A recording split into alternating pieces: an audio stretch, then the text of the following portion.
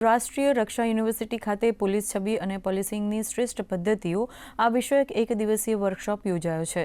આ વર્કશોપ આરઆરયુની school of internal security and smart policing તેમજ ગૃહ મંત્રાલય ભારત સરકારના માર્ગદર્શન હેઠળ આયોજિત કરાયો છે।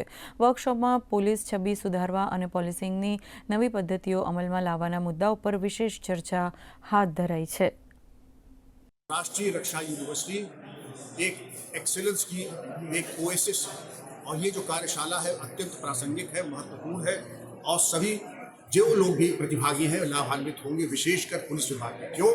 क्योंकि जो हमारी इमेज है, जो हमारी आंतरिक व्यवस्था है, उसके ऊपर प्रकाश डालना और जो फॉल्ट लाइन्स है उन्हें सुधारना और किस प्रकार हम उसको ऑटो पायलट मोड में जा करके इमेज को हम सुधार सकते हैं और अपनी इमेज को बिल्ड कर सकते हैं, उसके बारे में बड़ी महत्वपूर्ण कार्यशाला है। जो रिसोर्स पर्सन्स आए हैं अत्यंत अनुभवी अधिकारी और फैकल्टी हैं।